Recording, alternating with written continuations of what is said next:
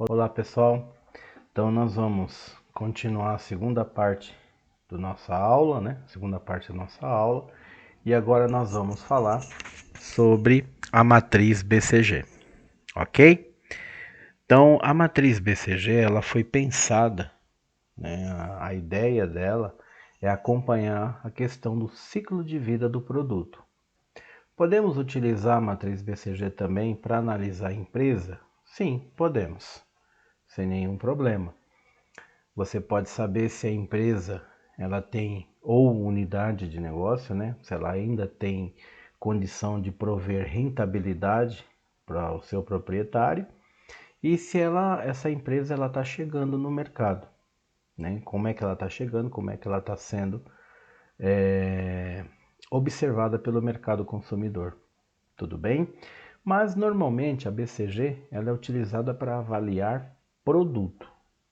Então, desde a sua fase de concepção, a fase em que o produto foi pensado, a fase em que o produto foi desenvolvido, passou por pesquisa, por campanha de melhoria, pesquisa de mercado, processo de inovação, processo de desenvolvimento, tudo, né? Tudo, até chegar no mercado.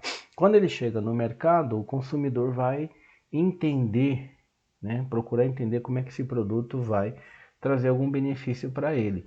E a partir desse entendimento, ele escolhe se compra aquele produto ou não. Tá? E aí a empresa vai avaliando, porque ela está investindo, ela está botando dinheiro em campanha publicitária para que o produto saia ali de uma fase introdutória, passe para uma fase de crescimento. Tudo bem? Até chegar numa curva de maturidade, né? Que é onde a empresa ganha dinheiro com esse produto no mercado. E por final, quando ele não tiver muita rentabilidade mais, a empresa tem que pensar se tenta reposicionar esse produto de uma outra maneira ou se realmente tira ele do mercado, tá certo? Mas vamos entender aqui os conceitos da BCG, tá? Vamos lá?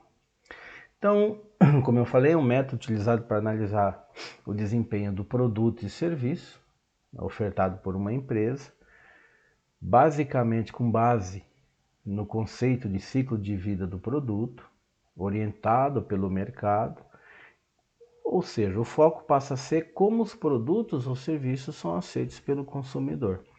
Essa matriz foi criada pelo Henderson nos anos 70 para uma consultoria, para uma empresa de consultoria chamada Boston Consulting Group. Por isso o nome BCG, ok?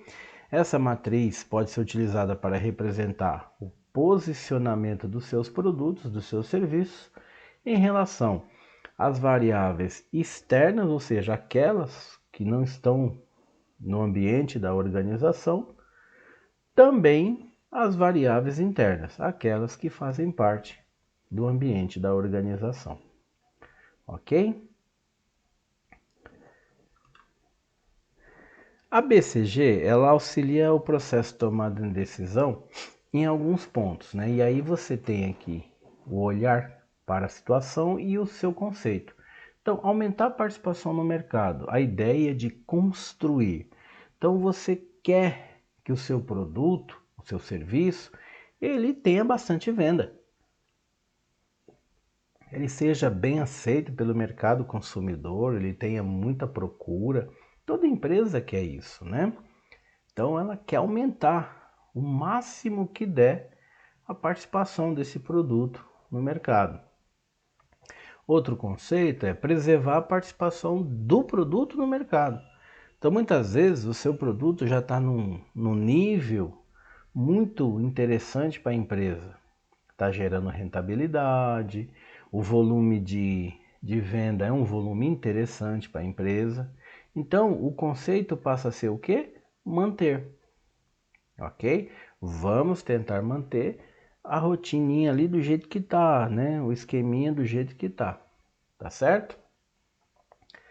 Outro item é conseguir o máximo do negócio e aos poucos descontinuá-lo. Então você entra no conceito de colher, é onde você começa a ter rentabilidade e a empresa passa a utilizar dessa rentabilidade, ou seja, no vulgarmente falando, é a hora de ganhar dinheiro, né? E aí a empresa quer que o produto venda bem, num valor muito interessante, e ela começa sim a observar que esse produto está trazendo bons rendimentos, tá certo? Faturamento crescente, e é uma coisa que dá para manter por muito tempo. E ela quer que o produto fique muitos anos nessa fase, que é a fase de maturidade, tá? A fase do colher. Mas vamos dizer que o produto já não está dando tanta rentabilidade, ou seja, o produto já começou a vender pouco, a ter baixa procura, o custo de produção começa a aumentar, né? Porque você produz menos. Então, os gestores precisam pensar, tomar uma decisão. Vamos abandonar esse produto, descontinuá-lo, ou vamos tentar reposicioná-lo, né? Reposicionar o produto muitas vezes demanda muita verba, ok? Então nem sempre é interessante, porque você precisa reinventar, você precisa inovar alguma coisa para que o consumidor ele perceba que o produto mudou alguma coisinha, né? Mudou um algo e ele queira realmente comprar de novo aquele produto, tá certo? Então esse é o momento de pensar, vamos encerrar o produto, ou seja, não vamos descontinuá-lo, ou vamos tentar dar uma cara nova e reposicionar, tá bom? Bom, então aqui são as características, aqui são as classificações, né? As classificações que a BCG permite. Normalmente ela é interrogação, estrela, vaca, leiteira, abacaxi, mas como apenas está aqui para entendermos os conceitos, então vamos pensar assim, os produtos classificados como estrelas são aqueles que geram boa rentabilidade, mas ainda precisa que a empresa coloque dinheiro, tá? Precisa que a empresa disponha de verba. Seja em campanha publicitária, seja em melhoria de algum ponto, seja em melhoria de processos de produção, melhoria dos processos logísticos, tá? Que a gente chama de supply chain, né? Desde compra, armazenamento e transporte.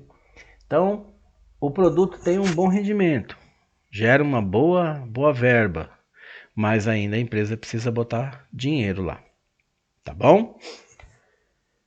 Curva de maturidade é quando chega o produto da vaca leiteira. Então são aqueles produtos que são indispensáveis, ou seja, o mercado já está consolidado.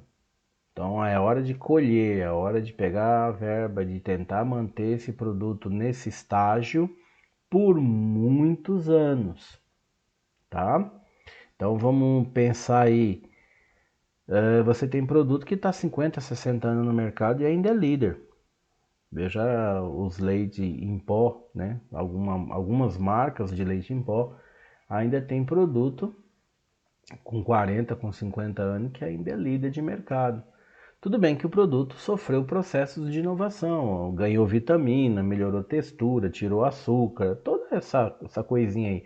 Mas você entende, né? Você sabe que aquele leite tal é um leite importante, ele tem um certo valor, né, para sua família, você acaba comprando, né? Então, o produto continua e a empresa quer que ele fique muito tempo, tá? Quando você tem um produto em fase de lançamento, em fase de observar a oportunidade, ele está na fase da interrogação. Então ele não é conhecido pelo mercado ainda. Então a empresa vai colocar à disposição do mercado consumidor, vai investir em campanhas publicitárias, vai investir em pontos de distribuição, em promoções de venda e toda aquela coisa para ver se o consumidor ganha o gosto para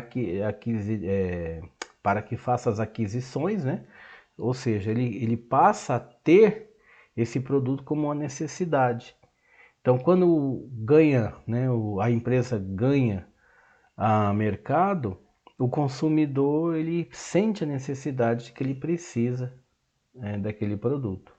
Tudo bem? E isso é baseado principalmente em confiança, né? Então, eu passo a confiar naquele produto porque ele atende uma determinada necessidade minha. E aí eu quero comprá-lo, ok? Então, para que isso aconteça, lógico, tem campanha de marketing, campanhas publicitárias bem pesadas, televisão, rádio. Quando a empresa pode fazer também, viu, gente? Mas aí faz umas campanhas muito bacaninha e o consumidor acaba sendo motivado a experimentar. E se ele sente que aquilo ali realmente atendeu uma necessidade que ele tinha, ele passa a ser um consumidor fiel. Tudo bem? Bom, e a última classificação são os produtos considerados abacaxis. São produtos que estão na fase final do ciclo de vida, já não tem aceitação, o consumidor já nem procura mais por ele, a empresa já não tem mais nenhuma rentabilidade ou está ali quase que empatando, tá certo? Ela precisa pensar se reposiciona o produto, porque envolve custo, ou se já descontinua, falar, ah, não, isso aqui já não está me dando mais rentabilidade, vamos tirar esse produto do mercado, ok? Então é nesse estágio que a empresa decide se tira o produto ou se reposiciona ele. Volto a dizer, reposicionar um produto no mercado é muito complexo, tá certo? Porque você precisa convencer o consumidor de que aquele produto mudou muito, que ele vai atender outras necessidades, que ele está com a cara nova, que ele melhorou tal. E muitas vezes o consumidor não enxerga isso. E aí ele passa a simplesmente ainda não comprar. Tá certo? Então, e você está investindo. Então, olha só como eu digo que é perigoso. Vai reposicionar? Vamos.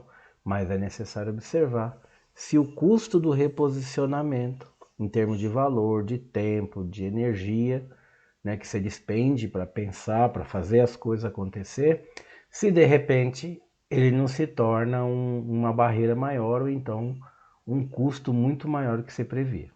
Tudo bem? Bom, aqui está a matriz BCG, tá certo? E nós começamos basicamente nessa sequência aqui, ó. Tá vendo aqui a bolinha? Vai para cá, ó. Para cá, para cá, para cá, para cá. Certo? De novo, questionamento para estrela, estrela para vaca leiteira para abacaxi.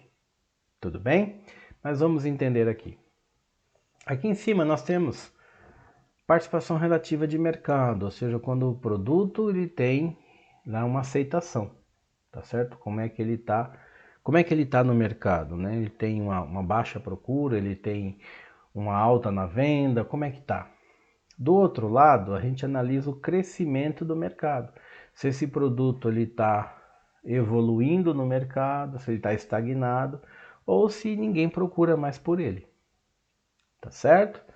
Então vamos analisar aqui as combinações. Ó. Você tem um crescimento de mercado que ele é alto, mas a participação do teu produto no mercado ainda é baixa.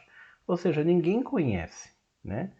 A fatia de consumidor que você atende é tão irrisória que ainda não dá para fazer uma análise bacana, né? Então esse produto está no estágio do interrogação, questionamento. Para algumas obras, tem autor que coloca também aqui neste lugar o item oportunidade, tá? Então ele ainda está na fase da oportunidade, está na fase do questionamento. Será que vai dar certo? Bom, a proposta é que ele saia daqui e venha a ser uma estrela. Por quê? Porque aí ele começa a ter uma participação de mercado alta e o crescimento também de mercado também é alto. Então ele vira um produto estrela. Perfeito? Qual é o próximo estágio? Ele se tornar uma vaca leiteira. Então, o crescimento desse produto no mercado ele está baixo, mas a participação dele no mercado é alta. Tá? Então, quer dizer, é o momento de colher. Então, você traz ali, a empresa começa a ter rentabilidade. Ele não vai crescer muito mais que isso. Ele já chegou na maturidade, ou seja, ele começa a estar no momento de estagnação. O que quer dizer isso? Se você vende 1.000 peças por mês, você vai ter pouca variação disso. Você vai estar 1.050, 980, 1.100 e ali, tá certo? Só que você tem uma participação de mercado alta. Por quê? Muito consumidor, eu vou colocar o muito assim de forma intencional, mas esse muito precisa ser medido em termos de percentual, ele quer o seu produto. Então você tem uma fase de venda que esse produto te dá uma rentabilidade, tá certo? Porque você já tem um percentual de consumidores que eles consomem o seu produto todo mês. E por conta desse volume de venda, você tem rentabilidade. E é interessante para a empresa ainda manter qualquer produto dela, né? Você até irônico que o produto dela fique nessa fase aqui de vaca leiteira, mas muito tempo, tá certo? Porque para a empresa é muito interessante, tá certo?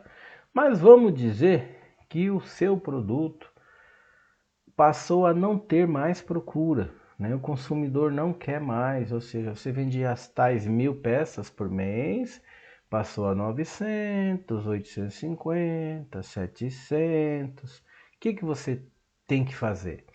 Esse produto está no estágio denominado abacaxi. E a proposta dele, ou seja, a previsão é que ele saia do mercado. Olha a bolinha aqui saindo, ó. Ok? Tem empresa, volto a dizer, que quer reposicionar o produto, né? Ah, mas não dá para fazer alguma coisa aqui que o produto ganhe uma curva aqui, que não sei. Dá para fazer, mas antes de chegar no abacaxi se torna melhor, tá? Quando você percebe lá no vaca leiteira que ele começa a fazer o declínio de mercado, é o momento que a empresa começa a pensar no reposicionamento.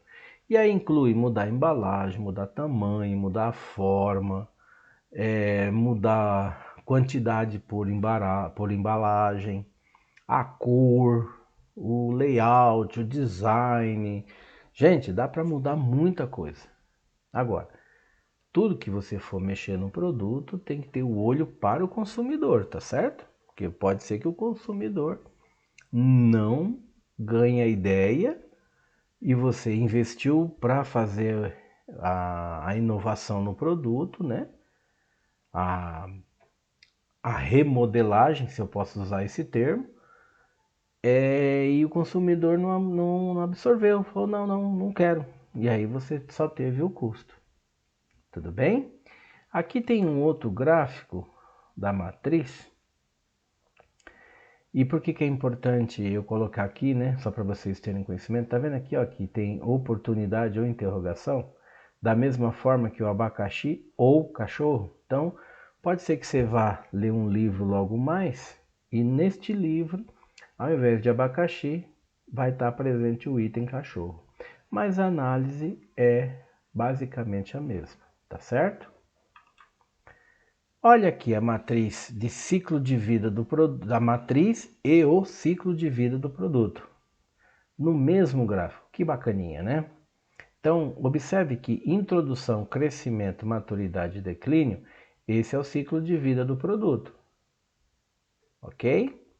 Já essas figuras aqui fazem parte da matriz BCG. Tá bom? E por que é importante esse gráfico? Porque ele coloca aqui, ó, o que a matriz BCG representa em cada fase do ciclo de vida do produto.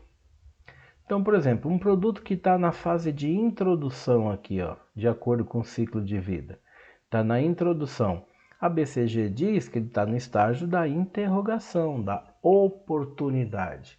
Ou seja, quando eu lanço um produto no mercado. Então eu faço esse lançamento, aí o produto vem aqui, ó, caminhando, chegou aqui a primeira ruptura. A primeira ruptura indica que ele vai começar a crescer, tá certo? Aqui, ó, ele vai começar a crescer no mercado. Então, ao ciclo de vida, diz que ele está na fase do crescimento. E a BCG diz que ele está na fase do estrela. Então, o produto vem crescendo, crescendo, crescendo, crescendo. Aqui tem outra ruptura, ó. E aí ele entra no processo de maturidade. O que a BCG diz que é o processo ou o estágio de vaca leiteira. Tá certo? Então, desse ponto até esse ponto, né? A empresa começa a colher, ganhar dinheiro, ter rentabilidade, porque o produto está consolidado no mercado. Você já tem um padrão de consumo bem interessante, os consumidores já querem, já entendem, já aceitam o seu produto no formato que ele está, pelo preço que ele é vendido, e você vem ganhando dinheiro, né? Agora, olha aqui que eu falei agora há pouco, né? Quando ele começa aqui, ó, a descer, tá vendo aqui, ó, na curvinha de maturidade, que ele começa a descer, é o momento de pensar em reposicionamento. Se esse mês a mês, se esse ponto a ponto, ele começa a descer, o que nós vamos fazer? Vamos mudar a embalagem, vamos reposicionar ele, vamos mudar o formato, vamos, sei lá, fazer alguma coisa que o consumidor entenda que esse produto mudou? Porque se ele aceitar essa inovação, o produto ganha mais um fôlego, então ele começa a ter uma ruptura para frente, para cima aqui, ó, ele começa a fazer uma nova projeção para entrar na maturidade de novo. Mas se o consumidor não aceitou o produto, né? Então o que acontece? O produto vem descendo aqui para a linha do declínio, tá? Que a matriz BCG indica que é abacaxi. Então, nesse ponto aqui, a empresa já começa a pensar em abandonar o produto, né? Já trocar, descontinuá-lo. Tem algumas organizações que ainda tentam reposicionar, que é um produto de muito tempo, de larga escala, ainda está na memória afetiva da organização. Então, a empresa ainda tenta colocar o produto no mercado. Tá certo? Ainda de alguma outra forma, de uma outra maneira, ok? Mas nem sempre isso é possível. Observe escola de informática. Aquela primeira, né, que ensinava Windows, Word, Excel, sabe aquele negócio? Então teve lá o momento da introdução, rapidamente ela ganhou a curva de crescimento, né? Porque tinha a necessidade do uso dos computadores. Então todo mundo queria um curso. Ele entrou numa curva de maturidade aqui, ó, que passou muito tempo. Só que depois, com o advento da internet, a internet trouxe para dentro da sua casa um tal de YouTube e de alguns acessos de curso online, de curso em EAD, né, etc. Que aí a pessoa ela mesma foi pegando a apostila, foi pegando o livro, foi fazendo o teste, assistindo vídeos na internet. E aí ela não quis mais o curso de informática.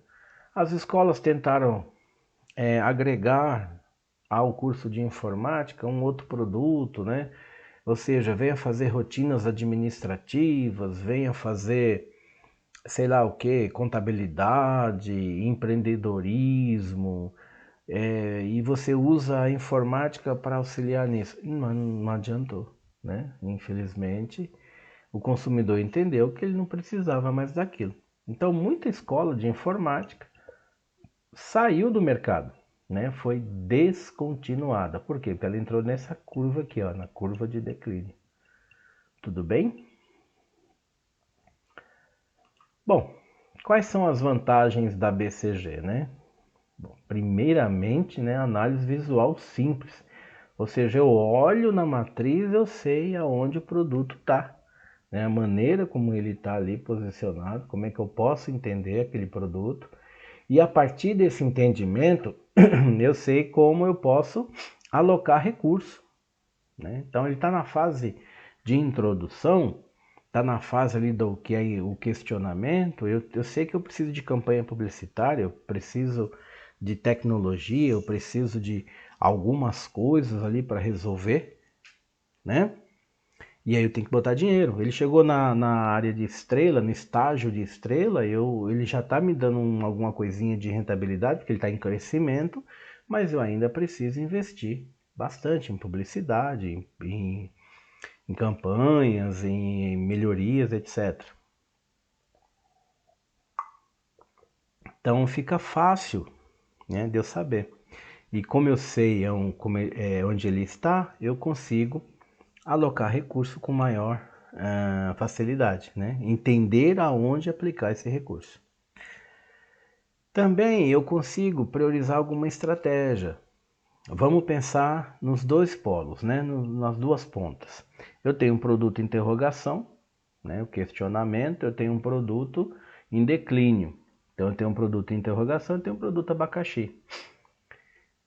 Eu preciso priorizar, né, algum tipo de estratégia. Como é que esse produto vai chegar no mercado? Ali no questionamento, eu preciso saber como é que eu gero mais oportunidades para ele. Ó, um tipo de estratégia. Por outro lado, se o produto está lá no abacaxi, eu preciso saber o que eu vou fazer com ele, né? Se eu reposiciono, tiro ele do mercado, o que eu vou fazer? Tá? Então dá para eu entender em que estágio o meu produto está para que realmente eu possa alocar não só o recurso, mas também priorizar as estratégias perfeitas ou mais corretas que a gente consiga desenhar para o momento. Tudo bem? E a BCG tem um foco em rentabilidade, né? Então eu sei em que momento o produto ele chega na maturidade e quanto tempo ele está por ali. E eu sei o que realmente ele me traz de retorno. Então, desde a concepção dele, passou pelo processo de introdução, pelo estágio de crescimento, chegou na maturidade. Então, eu sei contabilizar isso e eu sei olhar para esse sentido de rentabilidade. Tá certo? Se eu tiver 50 produtos, eu tenho que fazer uma BCG para cada?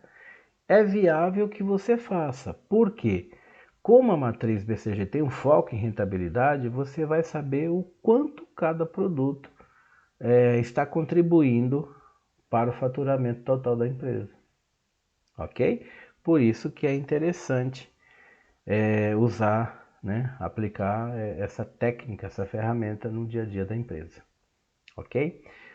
Mas essa matriz tem desvantagem? Tem. Toda ferramenta de gestão tem vantagem, mas também tem desvantagem. E as desvantagens, ela vem por algumas críticas, né, que são feitas por alguns autores. Tem autor que diz que ela tem uma simplicidade excessiva, porque ela só captura ali, né, só analisa 4 fases, 4 estágios. Então, ou é uma introdução, ou está em crescimento, ou está na maturidade, ou está no declínio. E que existem mais outras fases, mesmo que estejam essas fases dentro desses estágios.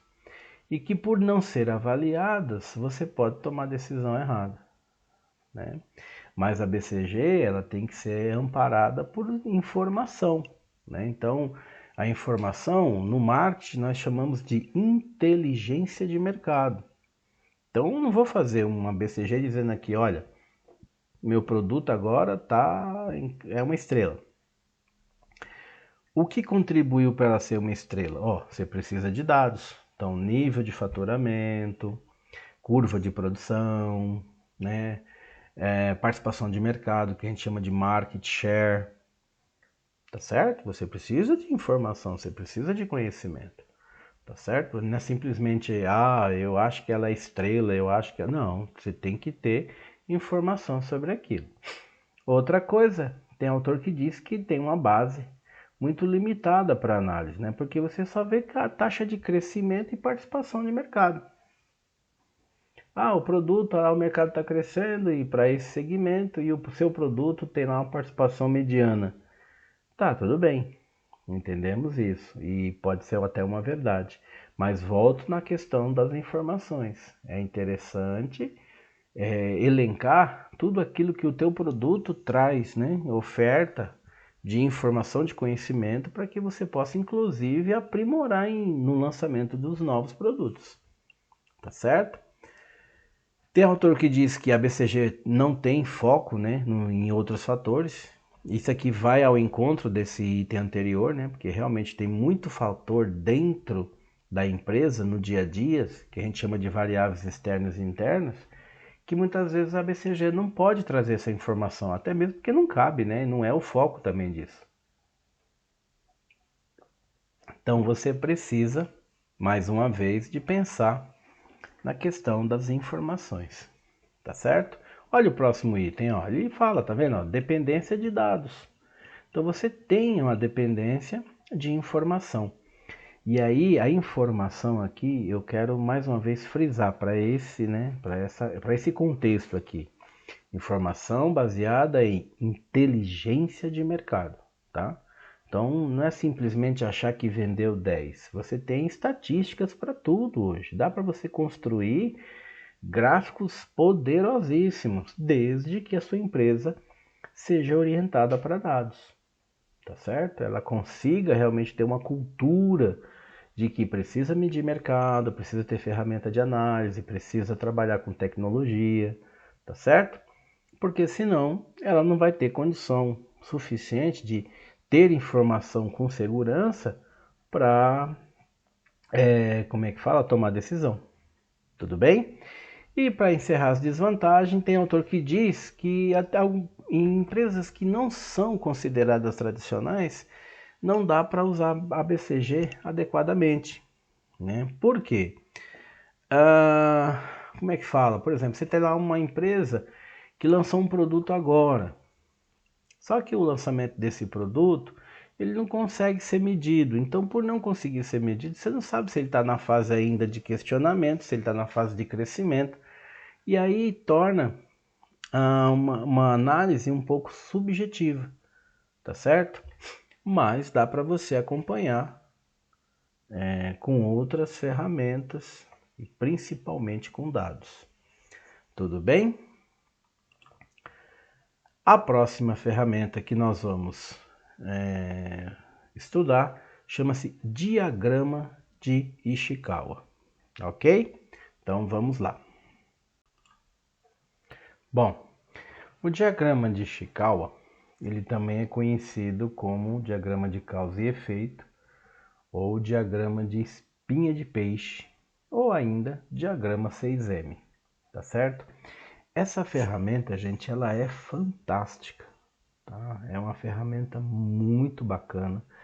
Ela ajuda você a identificar possíveis causas em relação a algum tipo de coisa que você está analisando. Vamos dizer que seja um problema, tá? Então você tem um problema, você já sabe o efeito, o que gerou aquilo, né? Então você já tem um problema. E você pode, a partir de algumas técnicas, tentar identificar quais foram as possíveis causas para que tenha acontecido aquilo que você está analisando. Tudo bem? Então vamos lá. Foi um diagrama criado em 43 pelo engenheiro Kaorune Ishikawa, por isso que chama diagrama de Ishikawa, e representa a relação entre o efeito, né, e as possibilidades de causa que podem contribuir para o resultado. Tudo bem? O uso dessa ferramenta serve para identificar, explorar e ressaltar todas as causas possíveis de um problema ou condição específica, ou seja, tem como objetivo organizar o raciocínio na identificação de causas raízes de problema. Ele relaciona o efeito a ser analisado com as causas mais influentes. Tudo bem? Vamos lá. Quais são os benefícios? Diagrama de Ishikawa, ele é fácil entendimento e fácil análise, ou seja, você terá um problema X. Você identificou que a mão de obra está precisando de treinamento, de capacitação, ou então que você não tem quantidade de funcionários suficiente, tá? Você enxerga isso com facilidade, tá? Promove envolvimento e comprometimento dos colaboradores, né? Então, tem lá um monte de gente que trabalha num determinado processo ou um determinado departamento. Quando você está analisando, fazendo uma reunião para fazer o espinha de peixe, né? o pessoal já sabe identificar, olha, está faltando tecnologia, as máquinas são obsoletas, a mão de obra não está preparada. Então você tem esse entendimento e é fácil de você deliberar uma estratégia para a solução daquilo, tá certo? Mas você pode, né? Você consegue perceber o nível de envolvimento da equipe para resolver aquilo, tá certo? Você consegue identificar as causas raízes do problema, né, o que permite identificar como eliminá-los ou então mitigá-los. Pode ser utilizado como uma ferramenta estatística para alguns níveis de controle de qualidade. Permite uma análise com alto nível de detalhe, ajudando a tomar decisão mais eficaz. E possui uma estrutura flexível, sendo aplicável a problemas das mais diversas naturezas. Ele tem a ideia dos 6 M's, né? Mas o que acontece? Pode ser que a sua empresa não tenha um M daquele. Então o que você pode fazer? Você pode adaptar. Por isso que ela tem uma estrutura flexível. Tudo bem? E aqui estão os M's, ó. Então, a mão de obra. Então eu analiso todas as pessoas envolvidas naquele processo, né? No processo que nós estamos estudando, estamos avaliando. É um método. Então, ó, o método caracteriza a forma como o processo é executado. Será que o processo está sendo feito de forma correta? Né? Então, tem algum problema? Por isso que o produto deu defeito, por exemplo, né? Por isso que o serviço não conseguiu ser finalizado no prazo. Então, você também tem que estudar, né? Se de repente o método não está errado. Questão de maquinário, né? Todos os equipamentos envolvidos no processo, desde computadores, máquinas de produção, máquinas acessórias, né? Alguma máquina que você utiliza para fazer alguma coisa, até ferramenta dá para você avaliar. As métricas que você utiliza para avaliar se o produto está de acordo, está produto conforme, como diz, na qualidade, né? Então você pode usar o M de medida. As matérias-primas, você avalia aqui, né, no item, no M de material. Então, a matéria-prima é muito importante observar, tá? Inclusive se a matéria-prima está dentro da especificação, né? Vamos dizer que você faça pão, a sua empresa faz pão, e o pão não está saindo com uma certa beleza, uma certa qualidade, uma certa textura, né? Um certo tamanho. Então, o que você vai fazer? Você vai avaliar a matéria-prima. Será que o fermento não está sendo utilizado de forma correta? Será que a farinha está fora da especificação técnica? Você tem que entender isso, ok? E o ambiente da empresa, né? Será que o ambiente onde os funcionários, os colaboradores estão, é um ambiente salutar, é um ambiente agradável? Qual é a condição de trabalho?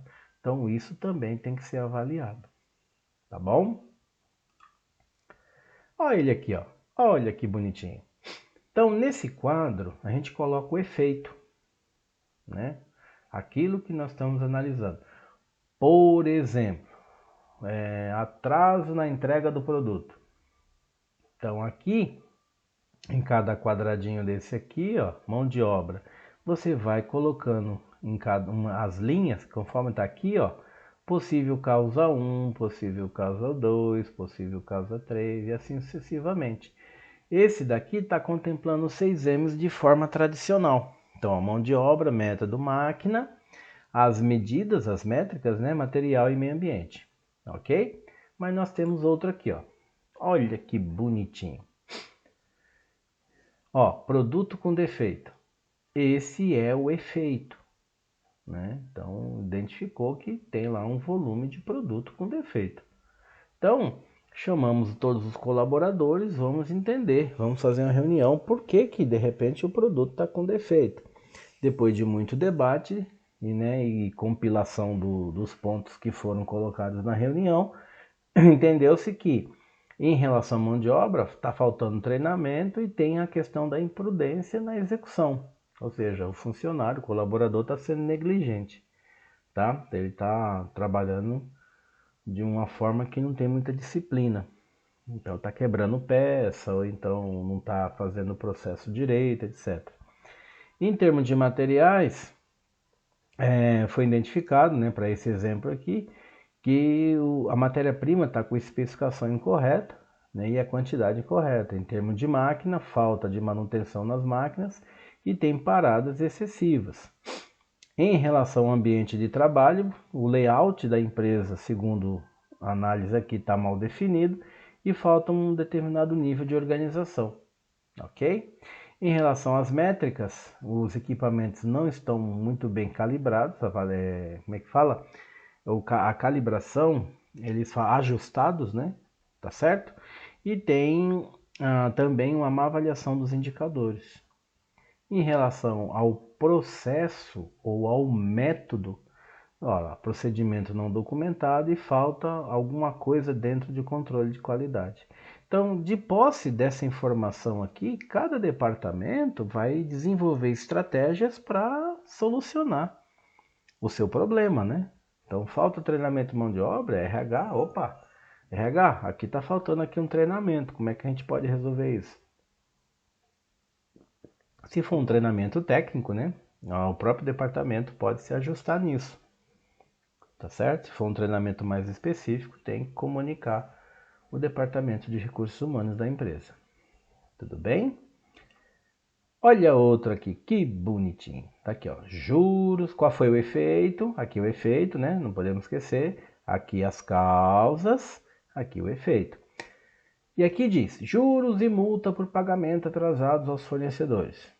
Então a empresa está pagando juros e multa por questão de atraso. Né? Então vamos olhar aqui. Então, em relação ao pessoal, foi identificado que tem dificuldade de manuseio nas telas do sistema, também tem um item de desatenção, né? Tem uma capacidade inadequada e tem muita rotatividade de profissional, que na linguagem técnica é chamado de turnover. Né? Observe que sempre que fala em pessoal, dois itens quase sempre aparecem. Que é a ideia da negligência, né? Leva para negligência, leva para desatenção ali, né? E capacidade. Por isso que se fala a questão sempre de treinamento constante, ok? Ah, mas eu já tenho 20 anos nessa função. Não importa, é bom fazer uma reciclagem, ok? Bom, como aqui é um processo, né? Um efeito que de uma determinada empresa que tem que a espinha de peixe tem que ser adaptada, observe que apareceu um item aqui chamado nota fiscal, tá certo? Então, neste item que foi flexibilizado aqui, observou-se que tem muita informação ou incorreta ou incompleta. Nas medidas, diz aqui, ó, não há medição do lead time do processo, não existe metas de performance e tempo de validação das notas são excessivos. Né? Então, os tempos ali, mas uma nota tem que sair perfeitinha, perfeitinha, sei lá, em 5 minutos. Então, tá saindo em 15, em 20, em 30 minutos, em 1 hora. Ok? Fornecedor, detectou-se que eles estão atrasando no envio das notas para a empresa e falta comunicação com os fornecedores, fornecedor empresa, empresa fornecedor. Tudo bem? Em relação ao processo, então diz, olha, o processo é antigo, né? Então alguns procedimentos, algumas tarefas são antigas. Há também extravio do envio das notas e não tem o tratamento de etapas críticas de processo, tá? Então, algumas coisas precisam ser reajustadas, reordenadas e não tem, né, um olhar para cada etapa do processo, tudo bem? Ainda em termos de maquinário aqui, né? Olha só, computador obsoleto. Então, tudo bem, aceita-se como uma causa, mas um atraso de nota, um atraso de pagamento, não tá, eu acredito que não esteja bem atrelado a computador, porque se ele é obsoleto ou não. Tudo bem? Você pode ter lá um celular, você consegue fazer um pagamento hoje no banco, não é isso? Você paga qualquer coisa por celular. Tá? Mas como é um exemplo didático, vocês entendem como é que esses itens aparecem aqui, né? Isso são levantados em reunião. Tudo bem? Quais as vantagens do diagrama de Ishikawa? Você tem a visão de um todo, né? Então você tem uma visão holística das relações entre processo, departamento, entre as causas e o efeito. Você consegue enxergar o todo. E por conta disso você consegue saber as causas raiz, né? Então onde é que está realmente o problema? A raiz do problema. E o que é bom é que você pode ser por departamento, tá? Então você pode ir lá, material, mão de obra, equipamento, etc. Você consegue comunicar de maneira visual para todo mundo. Então você tem equipes multidisciplinares na organização, você publica isso em algum lugar e aí todo mundo entende, fala, opa, isso aqui precisa ser resolvido, a gente está meio ruinzinho ali, meio ruinzinho acolá, temos que resolver isso aqui. Você consegue trazer equipe para trabalhar em conjunto e se comprometer, né, com a solução dos problemas, das causas, para que não aconteça mais o que foi determinado no efeito. Então, um produto está com defeito, a gente precisa entender onde é que foi, precisa consertar. A nota fiscal aqui do pagamento com atraso, também precisa identificar onde é que está parado isso aqui, por que não pagou, por que não chegou. Ah, extraviou a nota. Como extraviou? Não tem um procedimento de entrega? Precisa ser observado, ok? E você pode, lógico, né, com base num espinha de peixe muito bem feitinho, muito bem desenvolvido, você tem lá a questão da priorização. Você consegue pegar aquilo que está com maior necessidade de atuação agora e resolver, né? Então, vamos buscar isso aqui, vamos resolver isso aqui e logo em seguida o próximo passo, e logo em seguida o próximo passo e você consegue dar uma ordem para as coisas. Tudo bem? Tem desvantagem? Tem. Olha lá. Há autor que diz que existe a possibilidade de ter uma subjetividade na identificação das causas, porque muitas vezes o participante não quer dizer que o problema está no departamento dele, ou então está num processo que ele executa. Então ele fala, pode ser e tal. Mas se você trabalhar com validações, né? Então você sabe que determinado participante disse A, mas alguém ali em seguida também vai dizer um B muito parecido com aquele A. E depois você pode obter informação por outras vias dentro da empresa, ok? Você não consegue um outro item aqui, né? Você não consegue a representação de causas complexas. E realmente tem coisa que não dá para você aprofundar no diagrama de Shinkawa, então você precisa de outra ferramenta. Você pode ter foco excessivo nos sintomas, então você tem lá muita causa, mas não consegue realmente onde está o fio da meada, né? Que é chamado de causa raiz, onde realmente a coisa começou a dar problema, tá? Então é importante observar isso. Você tem para fazer um diagrama desse tempo e recurso não é pouco. Você precisa estudar bastante, fazer diversas reuniões, entender ali realmente o processo, qual é o problema e por que aquele problema está acontecendo. Não é simplesmente você do nada falar, eu acho que é por conta do... Não dá para fazer. Você tem que ter informação. E você tem que ter uma informação com segurança, né? Tá certo? E como ele colocou aqui em cima, tá vendo? Ó, limitações na representação das causas, também há limitação na resolução de problemas complexos, tá? Por quê? Muitas vezes você não consegue aprofundar no nível, né, que você precisa. Então você ou você se vale de uma outra ferramenta, ou você começa a fazer os diagramas por fases, até você conseguir resolver cada ponto daquilo que você está analisando. Tudo bem? Bom, finalizado o diagrama de Ishikawa, nós vamos agora estudar uma ferramenta muito bacana, muito legal. Ela é muito utilizada nos processos de gestão, chamada brainstorming ou tempestade de ideias, tá certo?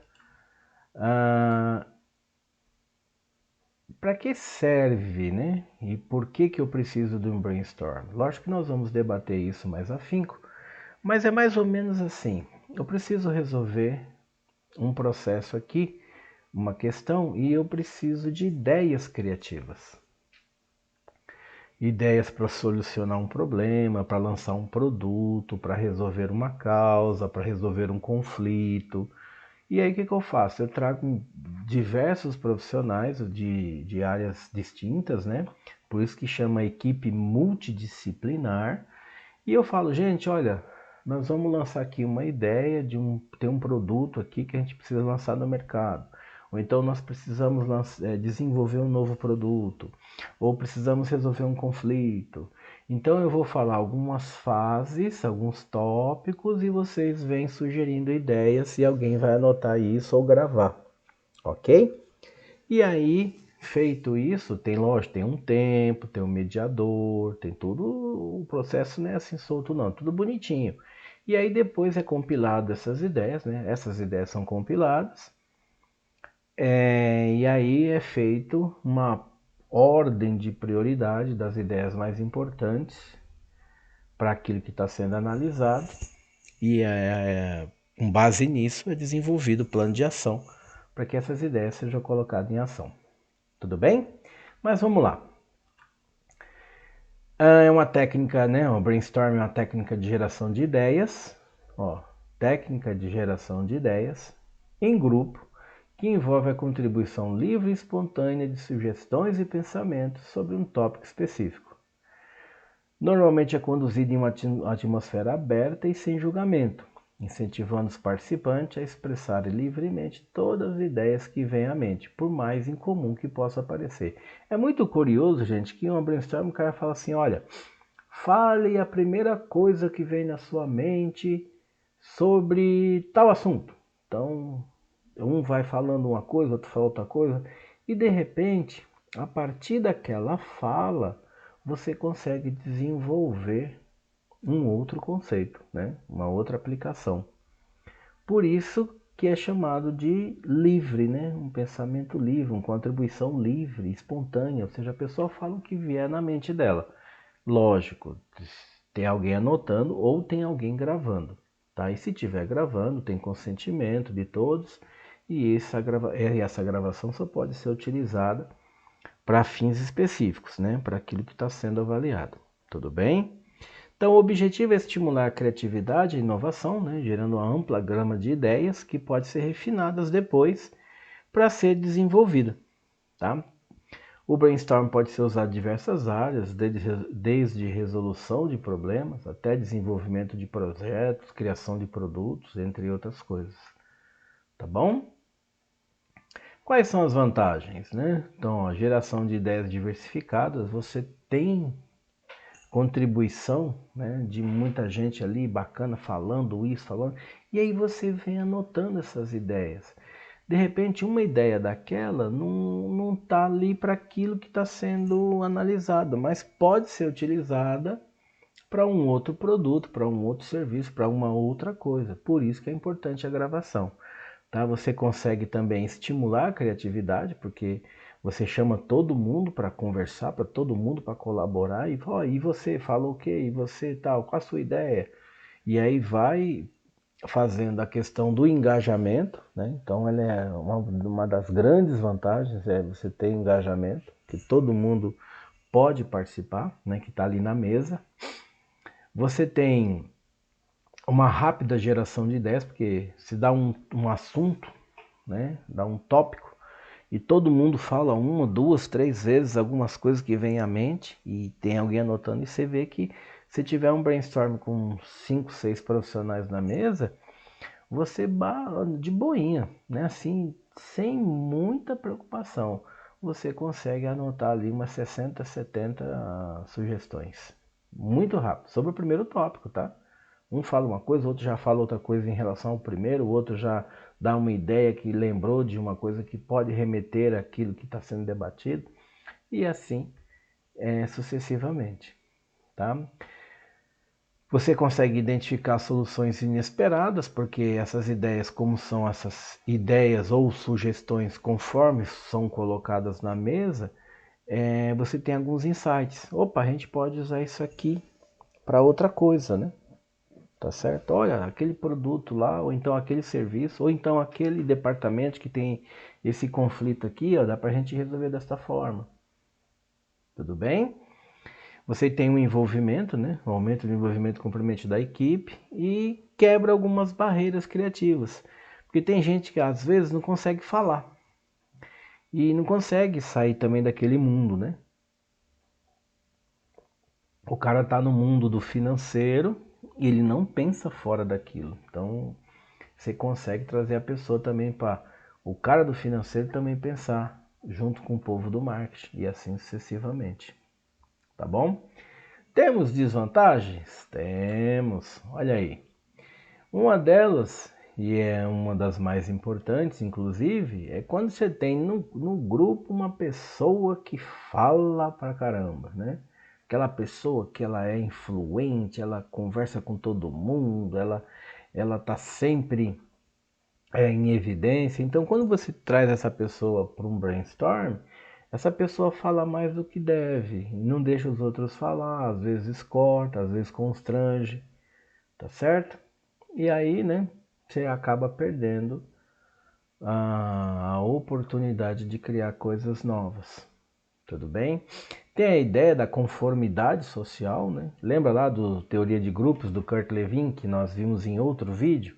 Então, muitas vezes um grupo vai numa ideia porque determinada pessoa que tem influência também foi naquela ideia. E nem sempre, aliás, não dá nem para falar nem sempre, né? A ideia é que não seja isso, né? Cada um coloque a sua ideia de acordo com o que sente, tudo bem? Você pode ter inibição de ideias não convencionais, né? Às vezes a pessoa fala uma coisa tão longe daquilo que está mais. A ideia do brainstorm é que não seja julgado, né? Não existe julgamento em brainstorm. Então, vou dar um exemplo besta aqui, tá? Como melhorar nosso desempenho em futebol? Aí alguém fala assim, olha, comendo mais tomate. Opa, o que tem a ver a coisa com outra, né? Muitas vezes o tomate, olha lá, vai fazendo uma análise já mais subjetiva. Muitas vezes o tomate tem uma proteína, tem uma vitamina, tem uma coisa que melhora desempenho, melhora a questão do reforço muscular, melhora alguma coisa ali, questão lá no futuro a pessoa pode ter um desempenho melhor no futebol. Se essa ideia fosse totalmente desperdiçada nesse momento, você não teria esse olhar, tá? Isso é um caso fictício, gente. Eu não sei se o tomate melhora desempenho, tá? É só uma questão que eu criei aqui agora. Tudo bem? Tem autor que diz que é um desperdício de tempo. Você consegue ficar ali em reuniões improdutivas que não leva a nada. Tem outros que falam aderência a ideias prematuras, quer dizer isso. Alguém teve uma ideia que um outro achou que era muito interessante aquilo, só que não teve um estudo mais aprofundado, né? E aí a pessoa acabou aplicando ou tentando aplicar aquela ideia na empresa e por meio daquela implantação, de repente você tem um problema, né? Ou então não consegue sucesso naquilo que você estava analisando. Mais uma vez, você pode ter a ideia do pensamento em grupo, né? Há uma tendência do pensamento em grupo. E aquela parte que a empresa ela sente, né? Que é recurso. Ou seja, você vai fazer um brainstorm, você precisa parar a equipe. 1 hora, 2 horas, sei lá quanto tempo você quer fazer uma reunião de brainstorm, né? Mas você precisa parar a equipe, então você precisa de tempo, você precisa de dinheiro, tem gente parada, às vezes você precisa de gravação, você precisa de computador, tem lá um bocado de recursos que você precisa. E que se você não conseguir produzir alguma coisa, né, que a empresa possa ter um ganho, começa a ter problema, ok? Porque você está aumentando o custo, né? E não está trazendo nenhuma produtividade, se eu posso fazer esse termo, né? Você não está trazendo nenhum ganho, ok? Então essas são as críticas, né? E considerada como desvantagem para o uso do brainstorm na empresa. Se isso aqui for muito bem trabalhadinho, muito bacaninha, ou seja, você tem um indivíduo lá que fala mais do que deve, você analisa se realmente ele é necessário que ele participe. Ou então, se ele precisa participar, alguém tem que conversar com ele antes. Olha, seria interessante você deixar o povo participar também, procura não ser tão influente, né? Quando for o momento de sugerir as ideias, então você faça as suas sugestões sem nenhum problema, mas que você não influencie os demais membros do grupo. E aí, né, tudo é gerenciável. Tudo bem, gente? Um exemplo, né? Então aqui vamos para um exemplo e eu coletei aqui um exemplo na área da saúde, tá bom? Então vamos dizer que você precisa resolver um problema ali, tá certo? Então tem lá o objetivo. Para que nós estamos reunidos aqui? Então alguém vai explicar para vocês assim, olha, por exemplo, encontrar maneiras de melhorar o atendimento ao paciente, desenvolver novas estratégias de prevenção de doença ou identificar oportunidade de pesquisa médica. Pronto, alguém já explicou esse objetivo. Então, o que é feito? Reúne-se uma equipe multidisciplinar. Lembra que eu falei agora há pouco? Você vai trazer gente de cada departamento. No caso da área da saúde, você tem profissionais da saúde de diversas áreas, né? Médico, enfermeiro, pesquisador, sei lá, gente da questão do governo que trabalha com saúde pública, sei lá, pessoas que participam daquele meio, né? Daquele segmento, tá certo?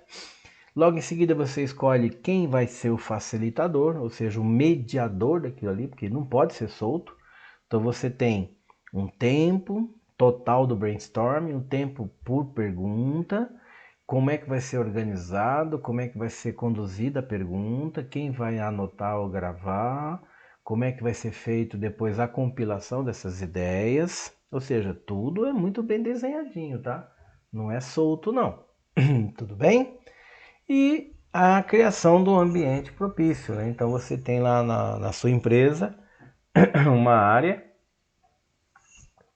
uma sala de reuniões, um anfiteatro, será alguma coisa, que você pode reunir o pessoal ali e não pode ter interrupção. Tudo bem? Então, por exemplo, você falou que vai ter um brainstorm de 10 sei lá, das 10 horas da manhã ao meio-dia. Tá? Um exemplo. Então, tem que deixar avisado que aquele povo que está reunido naquela sala, desculpem, gente, né, está reunido naquela sala de 10 a meio-dia, não pode ter interrupção ali. Porque você pode bloquear, né, o surgimento ali de alguma ideia, a questão das criatividades, tá certo? Então, mas eu precisava falar urgentemente. Não, não vai falar, tá fechado, o pessoal não pode sair dali de dentro. E a gente também não pode entrar, não pode ficar batendo na porta, não. Ok? Aí vem lá, né, a fase de gerar as ideias livremente. Então, vamos lá, vamos falar um tópico aqui, aí cada um vai falar um assunto sobre, né, vai dar uma ideia sobre isso. Interessante, olha aqui, no texto que traduz esse item. Inicie o brainstorm incentivando os participantes a gerar o máximo possível de ideias, de novo, sem censura, sem julgamentos, ok? Pode ser útil utilizar a técnica de geração de ideia como tempestade de ideias, né, que é o brainstorm, o mapa mental ou quem? Olha aqui, o SWOT. Primeira ferramenta lá na primeira parte dessa aula, né? Tá lá no primeiro vídeo. O SWOT, que é importantíssimo. Então, se você quer fazer um brainstorm, principalmente, né, para entender o porquê que seu produto está entrando na fase do declínio, olha só, uma das coisas que precisa observar é o SWOT. Como é que as nossas forças estão sendo observado como é que as nossas fraquezas, né? Quais são as ameaças, principalmente no ambiente externo, ok? É isso. Logo em seguida, registrar todas as ideias. Aí, lógico, você pode ter quadro branco, flip chart, software. Há quem faça gravação, tá? Eu só acho que ele não é permitido gravar com vídeo, tudo bem? Porque aí você precisa de um termo de consentimento muito mais apurado e a empresa precisa ver junto ao seu departamento jurídico qual a necessidade de fazer a gravação por vídeo, né? A imagem, gravar a imagem das pessoas, tá certo? Mas o áudio, a gente já tem notícia de muita empresa que utiliza a gravação em áudio para que logo em seguida seja transcrita. Porque às vezes tem tanta gente falando ao mesmo tempo que uma pessoa anotando, se ela fala assim, olha, pera um pouquinho, não fala de novo aí, pronto, o outro que falou já esqueceu e já embaralhou. Então deixa ali um gravador ligado e combina com o pessoal, fala pausadamente, né? Então fala um, depois fala o outro, e aí depois alguém vai lá e transcreve isso. Tudo bem? A próxima etapa é avaliar e selecionar as ideias. Então você vai fazer uma compilação de tudo que foi dito ali, né? Juntou tudo. Vamos fazer ali quais são as ideias mais importantes que a gente entendeu. Depois o grupo ajuda a decidir isso, seleciona as mais importantes para a próxima etapa, que é desenvolver um plano de ação, implementar esse plano de ação, ok? Principalmente atribuindo as responsabilidades de execução. Então, o departamento tal, ou talvez a pessoa tal, né, tem tal prazo para resolver isso aqui e precisa de recursos tais, ok? Isso é muito importante, tá? E depois fazer o acompanhamento, né? Será que deu resultado? Aquilo que você implementou? Você precisa entender, né? Ah, mas e se não deu? Vamos avaliar. Precisa fazer uma melhoria aqui no processo? O que pode ser utilizado, né? O que pode ser feito para que consiga alcançar o resultado esperado? Tudo bem? E assim é isso, tá? Então o brainstorm ele é fantástico. Eu gosto do brainstorm, faço em algumas aulas presenciais quando eu tenho lá um exemplo, aí eu pego um determinado tópico da teoria e a gente faz um brainstorm na sala. Desculpem. E os alunos vão colocando as ideias ali e eles mesmo observam que, cara, é muito simples, né? Ô professor, isso aqui dá para a gente entender tal coisa. E é feito dessa forma. Surgiu o brainstorm para ser feito dessa forma.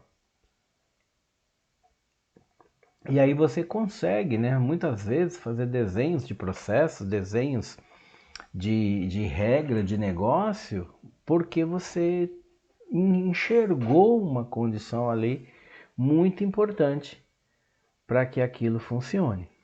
Tudo bem?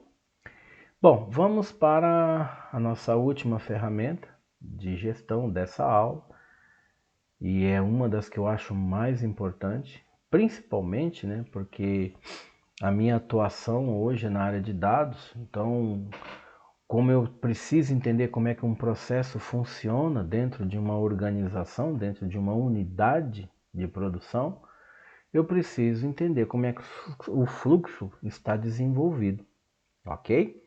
Aqui merece uma atenção muito grande, né? Você pode, inclusive, fazer um curso à parte de fluxograma, tá? Porque ele tem bastante símbolos, bastante desenho. Alguns são os mais evidentes, mas tem coisas assim um pouquinho mais específicas. E você, né? Por quê? Porque você precisa mapear processo, você precisa entender como é que os processos funcionam na empresa. E se tiver algum erro ali, alguma coisa, você precisa recriá-los. Se algum processo mudou, olha, antigamente nós íamos entrar pela porta esquerda, hoje entramos pela porta direita. Você precisa estudar essa modificação e pode ser que essa pequena modificação altere o comportamento de diversos outros processos. Tudo bem? Mas vamos ver aqui um pouquinho sobre isso, né? Então, o que é um fluxograma? Olha lá, uma representação visual de um processo, tá? Mostrando as etapas sequenciais, as decisões, as interações entre as diferentes partes e os fluxos de informações ou materiais. É uma ferramenta útil para entender, analisar, documentar e melhorar a eficiência de qualquer tipo de processo, desde operações industriais até procedimentos administrativos. Tem como finalidade proporcionar uma visão clara e detalhada de como um processo funciona. Então, é muito legal como essa ferramenta funciona, né? E se você tiver tempo assim bonitinho para fazer um desenho bacana de como é que a coisa funciona, cada processo funciona, você tem uma documentação poderosíssima de como o seu departamento ele existe, né? E como ele atende às necessidades da empresa, ok? Mas vamos lá, quais são as características? Primeiro, você tem uma sequência de atividades e o fluxograma, por isso que chama fluxo, ele tem uma sequência. Então você tem um processo que leva a outro processo, que leva uma decisão, que leva a outro processo e assim vai, ok? Você tem que definir as ramificações, porque tem um momento que você precisa tomar uma decisão, né? O cliente comprou, sim ou não? Ó, sim ou não. E se for sim, vai para um canto, se for não, vai para outro. Tudo bem? Na fase de interação e relacionamento, ilustra, né, como as partes se relacionam, né? Ou pode ser um processo, pode ser um departamento, para que você entenda como é que cada coisa funciona em determinado momento. Tá? Você tem lá o fluxo de informação ou de materiais, você desenha, né? Você escreve, olha, esse daqui vai para ali, dali vai para cá, daqui vai para lá. Tá?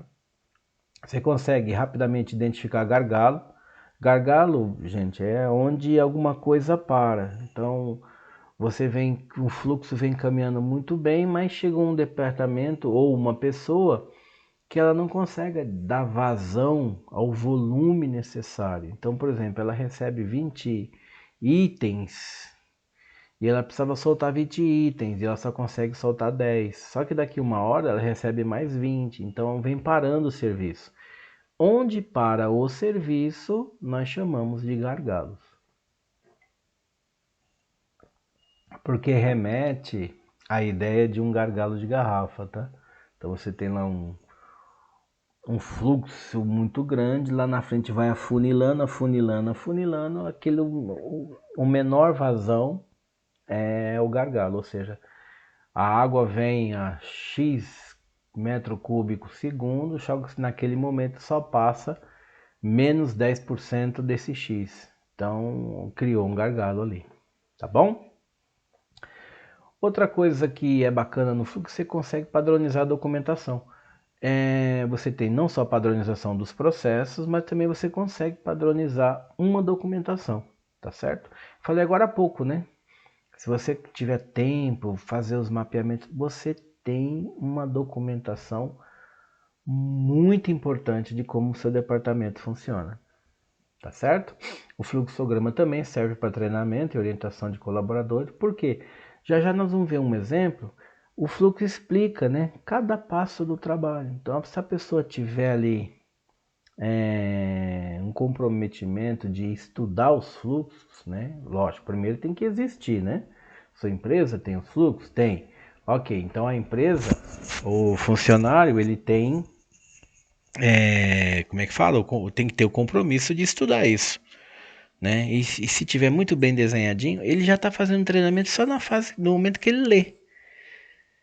Ele lê o fluxo, ele fala, a empresa já pode ter uma ideia, o supervisor dele, alguém que está do lado dele, já pode ter, bom, aqui você já entendeu como é que o processo funciona, agora vamos para as coisas específicas de cada parte dessa aqui, ok? Temos vantagens? Eu acho bastante vantagem do fluxo, mas o autor, né, diz aqui, ó, você pode ter a visão clara do processo, porque você tem o mapa daquilo como é que funciona, então você tem todas as partes ali, né? Então você consegue realmente ter a visão do todo. Você tem uma identificação de problema e oportunidade, você rapidamente também vê a questão dos gargalos, né? Eu falei há pouco.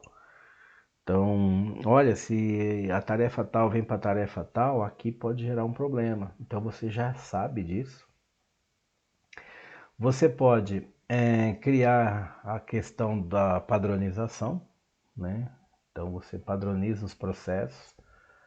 Você tem uma comunicação efetiva, então todo mundo sabe o que está fazendo, então você pode inclusive publicar isso em algum lugar, todo mundo lendo o fluxo sabe o que deve fazer naquele departamento. Você pode utilizar isso para treinar novos funcionários e fazer a reciclagem dos antigos, né, do pessoal que já está na casa. Você pode, por meio do fluxo, propor melhoria contínua. Você pode, por meio do fluxo, tomar uma decisão. Então você está vendo que o processo está parando em algum canto ali, você rapidamente convoca ali o seu superior, debate a questão do que precisa ser melhorado naquele ponto, ok? E uma coisa bacaninha, né? Muito legal, ó, integração com outras ferramentas. E dentre estas que o autor cita, olha que interessante, ó, SWOT, diagrama de Ishikawa e o PDCA que nós não vimos porque ele é muito condicionado à ferramenta de qualidade. Dá para a gente utilizar como gestão também, tá certo? Se tiver um tempo eu volto nesse assunto, mas ele é muito mais utilizado lá para o pessoal da qualidade, tá bom? Temos desvantagens? Com certeza, tá aqui, ó. E mais uma vez eles falam, olha, tem lá a questão da simplificação excessiva, você não consegue passar por todos os pontos, tem alguma coisa que ficou para fora. Você tem uma parte de dificuldade na captura de complexidade de alguns processos. Não dá para aprofundar e aí você muitas vezes não consegue desenvolver bem uma situação que todos entendam, né? Como as variáveis se interconectam, ok? Necessita de atualização constante, porque muitas vezes o processo muda ou então tem alguma coisa que está sempre ajustando. Pode ser que quem leia ou então quem está fazendo utilize uma interpretação subjetiva do problema ou então do processo que ele está estudando.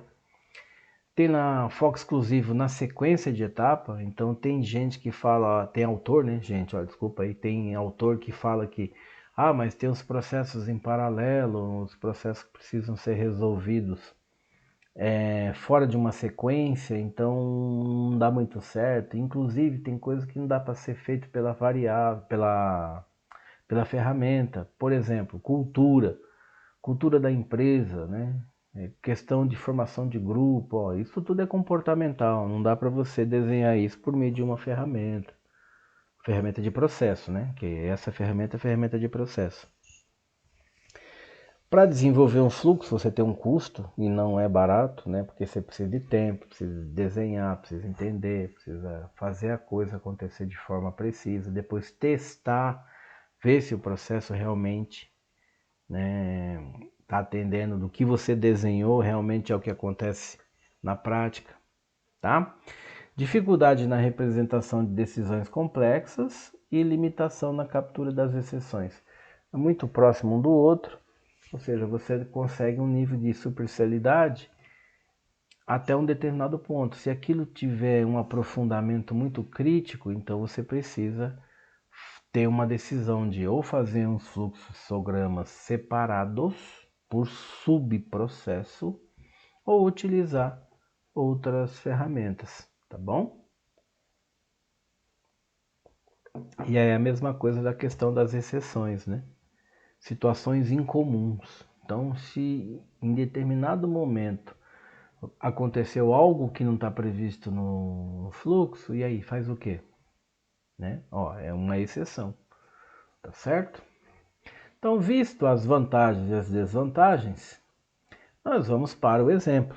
E um primeiro dele, eu peguei do site, aqui está a fonte, tá gente? Olha, sempre está a fonte acompanhado da imagem, da onde eu tirei. E qual é a ideia do fluxo, né? Então, como é que é a regra de construção? Você sempre tem uma bolinha dessa aqui, ó, tá certo? Que às vezes é uma bolinha, às vezes é um retângulo com canto arredondado, né? Então indicando o início, e a ideia é que ele tem um fluxo até o fim, né? Diz que a água sempre vai para o mar, então o fluxo ele sai do início, ele sempre vai em direção ao fim. Ok? Como é que a gente lê isso, né? Então, por exemplo, um quadradinho, gente, ó, existe um leque enorme de sinais, tá? Desses desenhos aqui, né? Tá certo? Desses itens, esses tópicos para utilizar para construção do fluxograma, mas nós vamos abordar apenas alguns, tá certo? Então esse aqui é para processo, ou seja, algo que você vai executar. Já esse aqui é para uma decisão, quando você faz uma pergunta, tá? E aqui está o fluxo, indicando, tem a setinha, né? Sempre tem que indicar o fluxo, em que sentido que está, para você entender a sequência. Mas vamos aqui entender, vamos lá, vamos ler esse fluxo. Então você tem o início, primeira atividade ou tarefa, ó, abordagem inicial ao cliente no momento que ele entra na loja. Então vamos dizer lá, então você vai lá e faz a abordagem inicial. Oi, bom dia, boa tarde e tal, tudo bem? Tudo bem. Aí tem uma pergunta, o cliente diz o que está buscando? Né? Então o cliente falou para você o que ele está buscando? Se ele não disse, tá vendo por que é uma decisão? Porque você aqui tem duas opções, né? Ou é sim ou é não. Então por isso que você precisa tomar uma decisão aqui. Então o cliente diz que está buscando, vamos analisar o não primeiro? Então tá aqui, ó, não. Não disse. Então qual é a próxima etapa? Oferecer ajuda, né, para o cliente. Porém deixe ele andar livremente nas dependências da loja. Então, olha, se eu precisar, estou por aqui, tá. Ok? Próxima pergunta que necessita de uma decisão. O cliente, após andar pela loja, ele solicita alguma informação sobre algum produto? Se eu estou perguntando, eu tenho um sim e eu tenho um não. Então vamos pensar que a pessoa disse não, tá? Então vamos lá para a opção não. Então não, você segue o fluxo aqui, ó, vem para cá, ó, vem aqui. Oi, encontrou o fim, tá certo? Então após que o cliente andou pela loja, se ele não perguntou sobre nenhum produto, é sinal de que ele não queira, né, ou interagir com o vendedor ou que ele não queira comprar, tá bom? Mas se ele solicitou alguma informação, então nós vamos para a opção sim, ó. Então a opção sim segue esse fluxo aqui, ó, vem para cá e vem para cá, ok?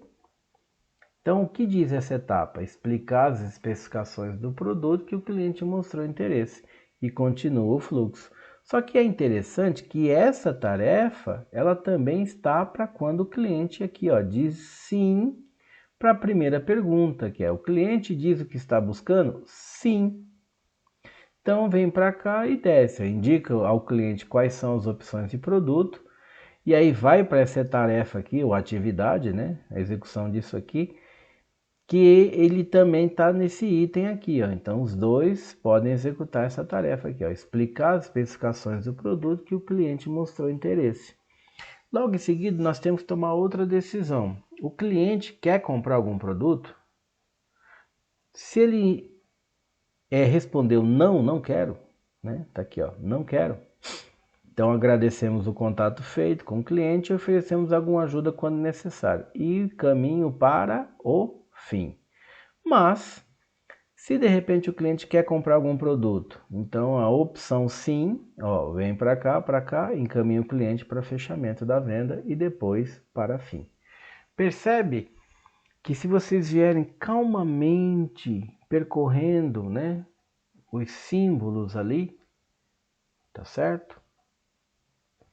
Você vai vendo que tem lá, né, como é que o processo está desenvolvido. Aqui é um processo de atendimento, né, atendimento ao cliente. Então tem lá a primeira tarefa, a primeira etapa, a segunda etapa, a terceira, e você vai acompanhando o fluxo, você já sabe o que vai acontecer. Por isso que é muito utilizado na empresa, tá? O fluxograma. Olha esse exemplo, que da hora, que bacaninha. Aqui é um fluxograma quase que completo. Lógico, eu não vou ler todo ele, tá, gente? Para não tomar muito tempo de vocês e o vídeo não ficar cansativo. Mas alguns pontos eu vou indicar. Olha a bolinha de início, tá certo? E aqui nós temos duas bolinhas de fim, né? Dois símbolos. O nome disso aqui chama-se terminal, tá? Então nós temos aqui a ideia do início, né? E a ideia do fim. Ó, tem um fim aqui e tem um fim aqui. Tudo bem?